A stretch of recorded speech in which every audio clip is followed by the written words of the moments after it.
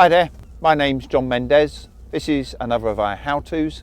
This one's all about ferry gliding, which lots of people don't really get.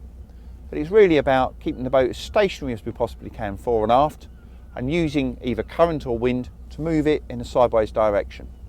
Technique's really very simple. Position the boat either bow or stern into your main element. For us today, that's most definitely the tide or the current of this little river we're in. And all we do is start the boat stationary and parallel to the object that we're going to try and ferry glide towards.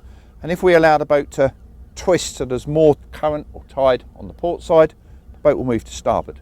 As we get close, we straighten up, and that will slow the movement to starboard. Then we put the bow over to port so we've got more current or tide on the starboard side of the boat, and the boat will move to port.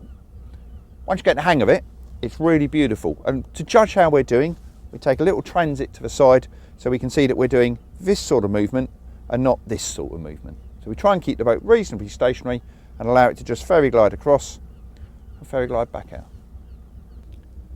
So we've explained the principle. What about in practice? So we're nicely lined up reasonably parallel to this field barge, a little bit of tide running out. So even just using the helm, I've put the helm over to starboard.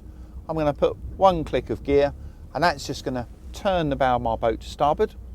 That's now putting more, in this case, current of the river onto the port side of the boat, and we're adopting a reasonably steep angle towards the barge. Now at the moment I'm still on full lock, so all that water coming down's affecting my turn. So I'm now just going to straighten the wheel a little bit, looking to the side, and I can see I'm just starting to drift back a little bit. So I have a click of a head just so that we don't drift back. We're now ferry gliding, i.e. I'm going this way even though the boat is pointing that way. And you can see we're motoring now. Boat's going sideways beautifully. One little click there to keep my transit. I've got a nice pair of red and white posts in the background there. And now I need to start thinking about straightening up the helm and bringing it back to port. Otherwise I would crash into the fuel barge. So little turn of wheel to port, one click of a head. And as the boat starts to straighten up, our sideways momentum will dramatically decrease. So if I wanted to berth this now, I would just very gently keep the wheel slightly to port and let the boat keep coming in. I'm going to show you how to come back out. So I'm going to go wheel to port, little click ahead. Now I've got that flow of tide, current, call it what you like, doesn't really matter, water down the starboard side of the boat, and that's making the boat move to port. So now stern's come in, so we're going to have a little click ahead just to keep us moving out. Flow of water between myself and the target, the barge, and we're moving away. And in reality, we're not moving fore or aft, barely at all. So what it's allowing us to do is creep across this body of moving water in comparative safety. It allows you to slide the boat into a really small gap just using minimum helm, tiny clicks of gear. We're just starting to move back a fraction again, so we'll have a little click ahead. And that water between us and the target is now moving us away beautifully. As we come away, if I keep the wheel to port, we'll keep coming away. If I want to straighten up, wheel over to starboard, weenie click, and she'll start to come round. The water is flowing over the outdrive leg on this boat all the time, and that acts like a poor rudder, but it does give some steering even when we're not in gear.